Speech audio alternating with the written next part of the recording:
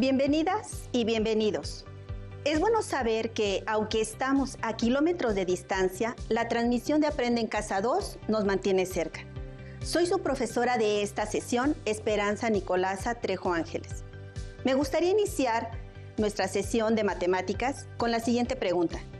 ¿Por qué es necesario conocer la equivalencia de una medida en otro sistema diferente al que usamos? Vamos a construir argumentos para responder esta y otras preguntas relacionadas con nuestro tema. Y para esto, quiero compartir con ustedes un acontecimiento que ocurrió hace algunos años y está relacionado con la pregunta que les hice. Vamos a conocerlo mediante el siguiente audiovisual. ¡Extra! ¡Extra! En diciembre de 1998, la NASA lanzó al espacio una nave espacial que llevaba la sonda Mars Climate Orbiter, con dirección al planeta Marte. Sin embargo, al llegar a su destino, se destruyó. Su misión, que debería durar 2 años terrestres, quedó inconclusa. ¿Qué pasó? Resulta que en el primer acercamiento al planeta rojo, la nave, que tenía planeado permanecer orbitando a una altura promedio de 145 kilómetros desde la superficie de nuestro planeta vecino, se acercó de más y solo se encontraba a 47 kilómetros, una tercera parte de lo programado. Esto es un error enorme que provocó la fricción de la nave con la atmósfera del planeta y eso la desintegró. ¿A qué se debió este gran error? Pues aunque resulte impensable, el equipo de control de tierra usó unidades del sistema inglés para hacer los cálculos de navegación y la nave realizaba los cálculos en el Sistema Internacional de Unidades. Sí, durante el trayecto, sin ninguna referencia, no notaron nada, pero al acercarse a Marte, la fuerza de gravedad del planeta exhibió el error. Un error que costó 125 millones de dólares. ¿Qué tiene que ver el Sistema Internacional de Unidades en todo esto?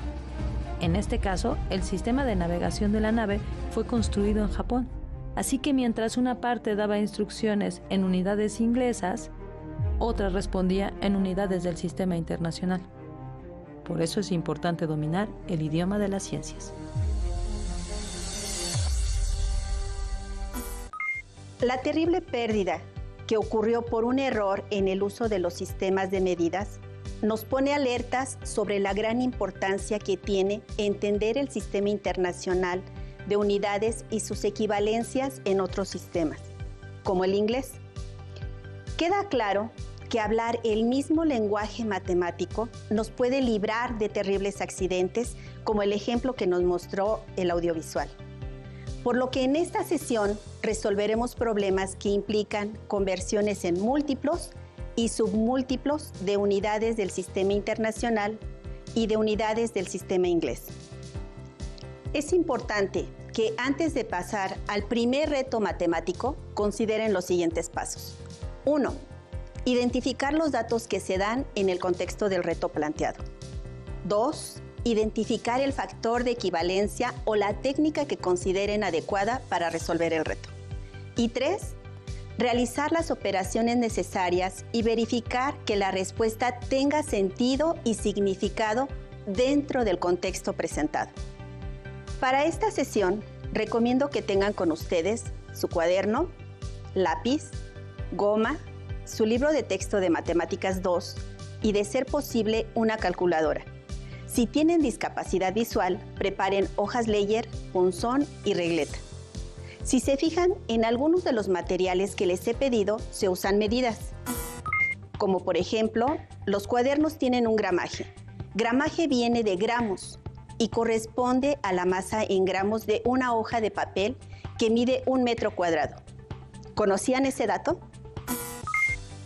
Pongan mucha atención en todo lo que les rodea, porque las unidades de medida están más cerca de ustedes de lo que imaginan.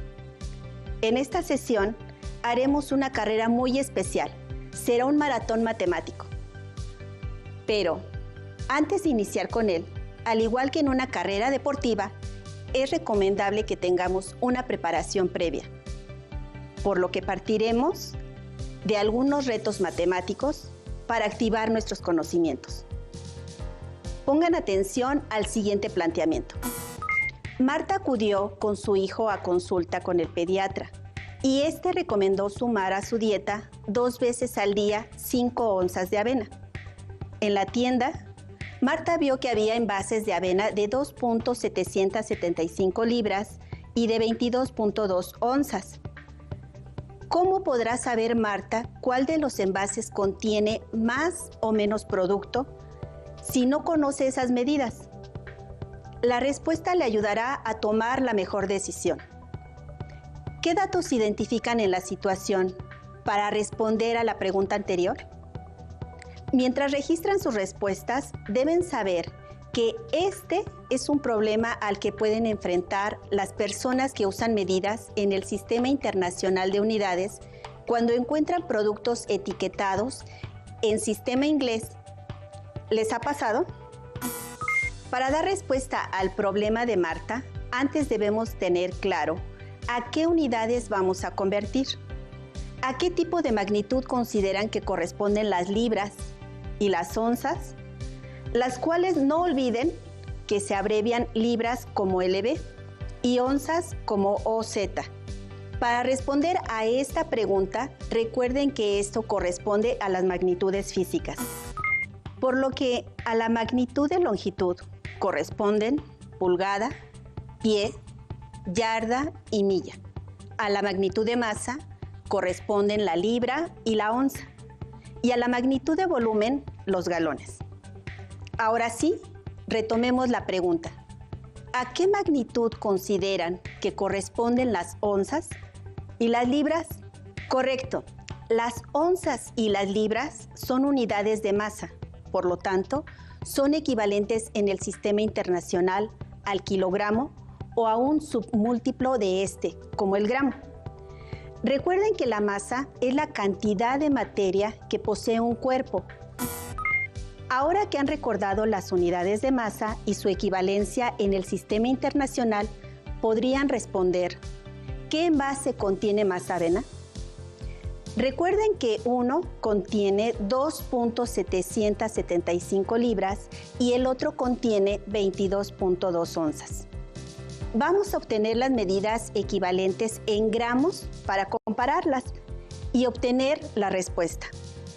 Para efectos prácticos, vamos a considerar los resultados de las operaciones a 2 decimales, es decir, a centésimos. Recuerden que los resultados dependen de la precisión de la equivalencia seleccionada.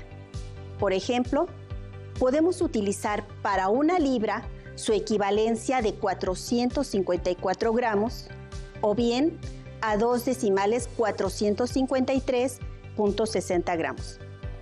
Continuemos con nuestro problema. Registremos los datos en una tabla. En el lado izquierdo anotamos la cantidad en libras y en el lado derecho la cantidad en gramos. Sabemos que una libra es igual a 453.60 gramos. Es nuestro factor de equivalencia.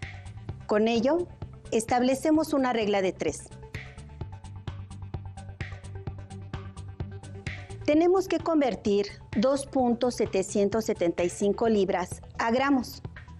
Resolviendo tendríamos X es el valor que desconocemos, la incógnita, y este valor se obtiene al multiplicar 2.775 libras por 453.60 gramos entre una libra. Esto nos da un resultado de 1.258.74 gramos. Fíjense que para resolver esta conversión, operativamente aplicamos la regla de 3. Este es un procedimiento que conocen y es uno de los métodos que podemos utilizar para convertir unidades inglesas a unidades del sistema internacional y viceversa. Ahora convertiremos las onzas a gramos. Acomodamos nuestros datos, como ya sabemos. Tenemos una columna de onzas y una de gramos. Una onza es igual a 28.35 gramos. Es nuestro factor de equivalencia. Tenemos que convertir 22.2 onzas a gramos. Resolviendo tendríamos 22.2 onzas por 28.35 gramos entre una onza. Al resolver, obtenemos un resultado de 629.37 gramos. ¿Qué envase contiene más avena? De libras a gramos tenemos 1.258.74 gramos. De onzas a gramos tenemos 629.37 gramos. Por lo tanto, el bote de avena de 2.775 libras contiene el doble de producto que el bote en onzas. Reto resuelto. ¿Obtuvieron el mismo resultado?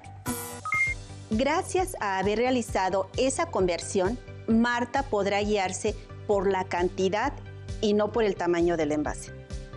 ¿Han podido darse cuenta, después de resolver el reto anterior y gracias a sus conocimientos previos, que la equivalencia es una relación de igualdad entre dos cantidades?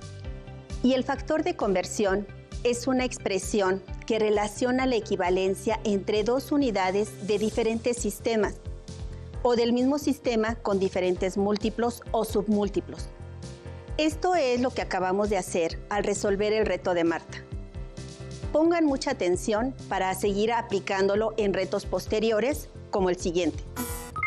El papá de Susana es carpintero y en su trabajo utiliza clavos y tornillos de distintas medidas. Ahora le advirtieron que dentro del muro hay una tubería de 4 centímetros del lugar en el que clavará las maderas, por lo que Susana quiere saber qué clavos usará su papá. Pero como la medida de los clavos viene en pulgadas, ella quiere conocer la medida en centímetros, para saber qué medida de clavos no dañaría la tubería. Vamos a cumplir el reto. ¿Qué harían ustedes para resolver la situación problema? Susana decidió hacer una tabla para registrar la medida de los clavos que más utiliza su papá y así identificar cuál es la mejor opción. Completen la siguiente tabla convirtiendo la medida de los clavos de pulgadas a centímetros. Recuerden que una pulgada es equivalente a 2.54 centímetros. Este es el factor de conversión. En la columna medidas de los clavos en pulgadas, sabemos que las pulgadas se abrevian como IN. Se han registrado las medidas de los clavos que usa el papá de Susana, de los que le interesa conocer su equivalencia en centímetros: 1, media, 3/4, 1/8 y 3,5 pulgadas. Pongan mucha atención en que algunas de las medidas de los clavos vienen en fracciones de pulgada. En la columna de procedimiento se registran las operaciones que desarrollaremos para obtener los valores de la tercera columna, que será la equivalencia en centímetros, como nos lo pide el reto. Una pulgada, como les mencioné anteriormente, es igual a 2.54 centímetros. Para encontrar la equivalencia, uno de los procedimientos que puede utilizarse es representar la pulgada en fracción, considerando el numerador como 254 y como denominador 100, por los dos decimales que tiene la pulgada. Como ya se mencionó, este es nuestro factor de conversión o nuestra equivalencia. En la columna de procedimiento vamos a multiplicar la fracción numerador por numerador y denominador por denominador, obteniendo 254 entre 200. Al realizar la división, tenemos un resultado de 1.27 centímetros. Con los ejemplos anteriores, ahora ustedes resuelvan para los clavos de 3/4, 1/8 y 3,5 pulgadas. Si tienen una calculadora, este es el momento de utilizarla. Presten atención. Comparen sus resultados con los de la tabla.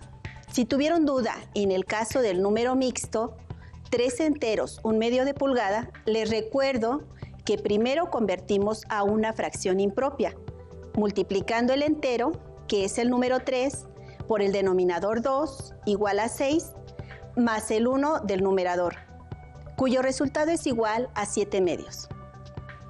Después, continuamos multiplicando como en las otras conversiones, y al realizar la división, su equivalencia es 8.89 centímetros. ¿Listos? ¿Obtuvieron los mismos resultados? Otro procedimiento que seguramente conocen y que podemos ocupar para resolver este tipo de retos con fracciones es convertir la medida de los clavos de fracciones a números decimales. Por ejemplo, 1/2 es igual a 0.5. Multiplicamos 0.5 pulgadas por 2.54 centímetros entre 1 pulgada. Y esto es igual a 1.27 centímetros. 3/4 es igual a 0.75. Multiplicamos 0.75 por 2.54 entre 1 pulgada, igual a 1.90 centímetros. De tal manera que, al resolver las operaciones, la tabla nos queda así. Los clavos de 1 pulgada equivalen a 2.54 centímetros. Los de media pulgada equivalen a 1.27 centímetros. Los de 3/4 de pulgada equivalen a 1.90 centímetros. Los de 1/8 de pulgada equivalen a 0.30 centímetros. Y los de 3,5 pulgadas equivalen a 8.89 centímetros. Al conocer los resultados, Susana supo qué clavo usaría su papá. ¿Ustedes también? El de 1 pulgada, es decir, el de 2.54 centímetros, por ser el que alcanzaría más profundidad sin dañar la tubería, que está a 4 centímetros. ¿Se imaginan si hubiera usado el clavo de 3,5 pulgadas? Convertir las unidades de pulgadas a centímetros nos ayudó porque tenemos el equivalente de la longitud de los clavos en el sistema internacional, que es el que se usa en nuestro país. Eso nos ayuda a conocer el largo del tornillo o del clavo que usará. En este caso, el papá de Susana. También han podido darse cuenta que este tipo de situaciones se puede resolver de diferentes maneras y obtener el mismo resultado, siempre y cuando utilicen el método adecuado. Recuerden tomar nota de la información que necesiten, así como de sus hallazgos y de sus dudas. Eso les ayudará a fortalecer sus conocimientos. Ahora sí, me parece que están listas y listos para realizar nuestro breve maratón, que será una carrera en la que para avanzar haremos uso de nuestros conocimientos del Sistema Internacional de Unidades y de las conversiones a unidades del sistema inglés o viceversa. Para llevar a cabo nuestra carrera, quiero invitar a Nadia. Ella será nuestra competidora. ¿Qué tal, profesora Esperanza? Ya estoy lista para correr ese maratón. Solamente que si voy a correr poco más de 42 kilómetros aquí adentro, ¿me voy a marear de dar tantas vueltas en un mismo lugar? No te preocupes. En este maratón no correrás tú. Será tu conocimiento el que te hará avanzar, respondiendo a las 4 preguntas que representan cada tramo de la carrera. ¡Perfecto! He estado muy atenta, así que espero que eso me ayude a salir bien librada de esta competencia. Estoy lista para empezar. Son 4 preguntas de opción múltiple. Al obtener una respuesta correcta, se avanzan 10.548 kilómetros, es decir, 1/4 parte de la longitud del maratón. Si respondes acertadamente a las 4 preguntas, habrás conseguido avanzar los 42.195 kilómetros que tiene un maratón. Bien, échenme porras e intenten responder a las preguntas antes que yo. Acuérdense que estoy aquí en representación de cada una y de cada uno de ustedes.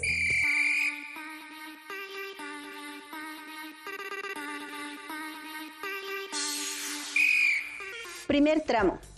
En el fútbol, para realizar un tiro libre directo, la barrera debe estar al menos a 9.15 metros de la posición del balón. Entonces, ¿a qué distancia aproximada del balón ponen los jugadores la barrera? Inciso A, 9 yardas. Inciso B, 10 yardas. Inciso C, 11 yardas. 10 yardas. Pero debo confesar que esa la respondí muy rápido porque me gusta mucho el fútbol y conozco las equivalencias en ambos sistemas de medida. Muy bien. Hay datos que conocemos desde antes. ¿Por qué? Porque al ser un factor de equivalencia preciso, podemos identificarlo. En este caso, sabemos que una yarda equivale a 0.91 metros y para obtener la equivalencia se multiplica 9.15 metros por una yarda entre 0.91 metros, lo que es igual a 10.05 yardas. ¡Excelente! Eso significa que hemos avanzado nuestros primeros kilómetros. ¡Vamos por el medio maratón! Segundo tramo. Emilio compra una camioneta de carga para transportar los productos de su granja. Cuando revisa la ficha técnica, encuentra que la capacidad del tanque de gasolina es de 21 galones. ¿A cuántos litros equivalen esos 21 galones? Recuerda que un galón equivale aproximadamente a 3.8 litros. Inciso A, 84 litros. Inciso B, 69.8 litros. Inciso C, 5.5 litros. Esto es más complicado. ¿Ustedes ya tienen la respuesta? Ahora que analizo la pregunta, esta es una situación común en la zona fronteriza del norte de México. Cierto, ¿cómo lo sabes? Porque tengo familiares allá y con frecuencia la gente compra autos o carga gasolina en los Estados Unidos de América.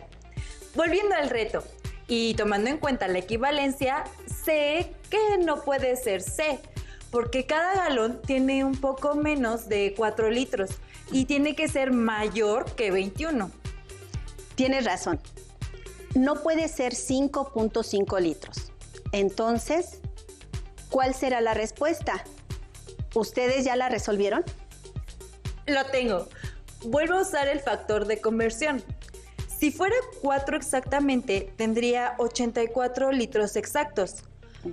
21 por 4, pero es 3.8, entonces debe ser menos de 84.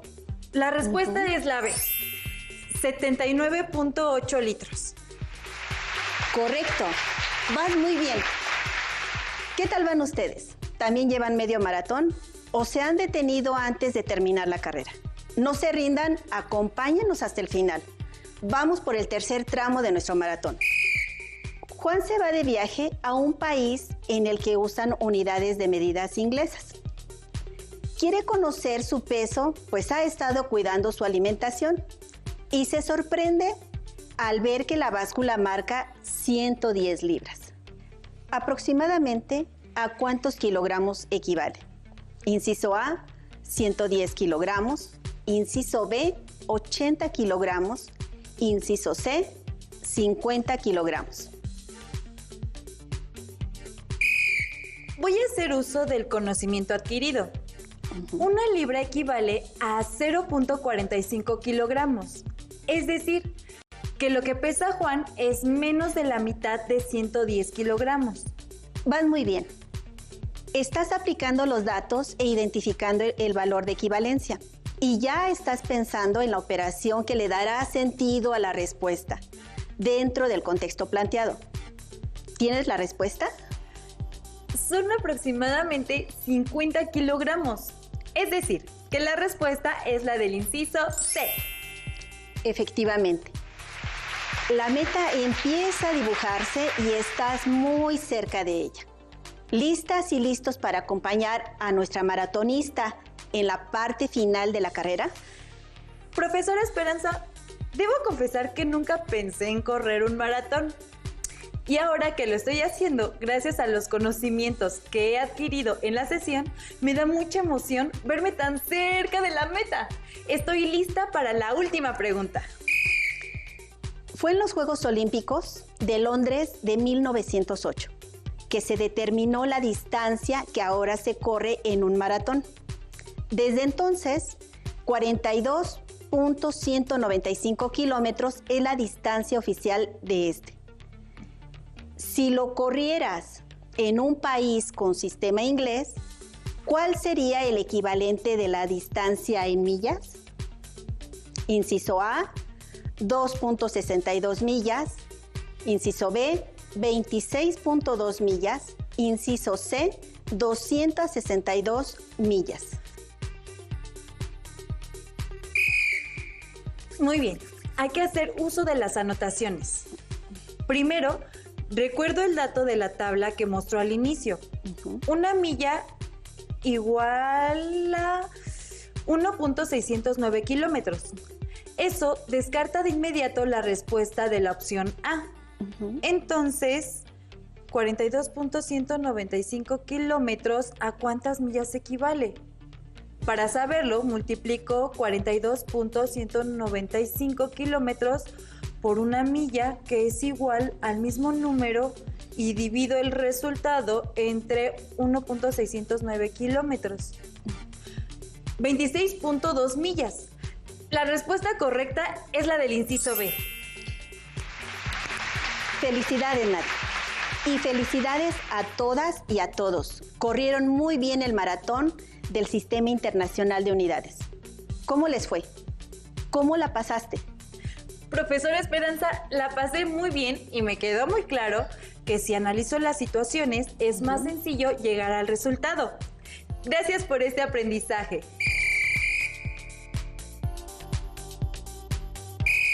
Profesora, con todo lo que hemos revisado, me llama la atención cómo se generaron estas medidas y cómo es que se han modificado. A lo largo de los años y gracias a ciencias como las matemáticas, hemos logrado unificar las medidas. Como ya saben, el cuerpo fue muy importante en el origen de nuestro sistema métrico, pero eran medidas imprecisas. Por ejemplo, un dato curioso. Antiguamente se decía, me dejó con un palmo de narices. Palmo era una medida. Esta frase significaba haber sido burlado y era asociada al gesto físico que consiste en extender la palma de la mano ante la nariz, tocándola con la punta del pulgar, mostrando la medida del palmo.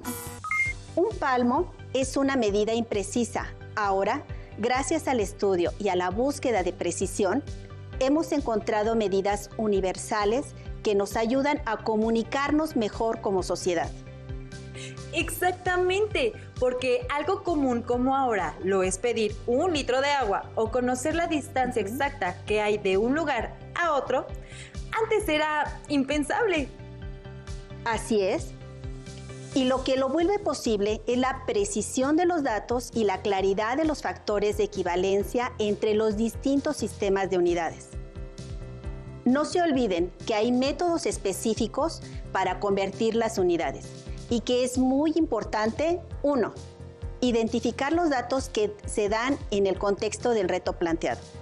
2, identificar el factor de equivalencia o la técnica que consideren adecuada para resolver el reto. Y 3, realizar las operaciones necesarias y verificar que la respuesta tenga sentido y significado dentro del contexto planteado. Recordemos también la importancia de la precisión. Como pudimos ver en el caso de la sonda que se destruyó en la atmósfera marciana, algo que parece insignificante nos hace darnos cuenta de la importancia de la precisión en las medidas y por lo mismo en sus conversiones, ya que un dato que puede parecer minúsculo puede causar grandes pérdidas. Les recomiendo revisar sus anotaciones, buscar información que pueda complementar lo que hemos estudiado y revisar su libro de texto de segundo de secundaria en el tema correspondiente a los sistemas de unidades. Tomen en cuenta que las herramientas que otorgan las matemáticas pueden ayudarnos a tomar mejores decisiones en el mundo actual. Terminamos. Esta vez, las unidades de tiempo nos muestran que los minutos de esta sesión han transcurrido. Muchas gracias a todas las personas que nos acompañaron. Muchas gracias a usted, profesora Esperanza. Hemos recorrido grandes distancias de conocimiento a su lado. ¡Hasta la próxima! Si tienes dudas o necesitas ayuda, llama al Centro de Apoyo Pedagógico a Distancia El número de teléfono para secundaria es el 55 36 01 71 23. Si requieres consultar los libros de texto en versión digital, recuerda que los puedes encontrar en la página conalitec.cep.gov.mx. Y recuerda que también cuentas con el sitio aprendeencasa.cep.gov.mx, en donde podrás ver nuevamente los videos de los programas y además encontrarás actividades para fortalecer tus aprendizajes. También te invitamos a que consultes la plataforma nuevaescuelamexicana.cep.gov.mx.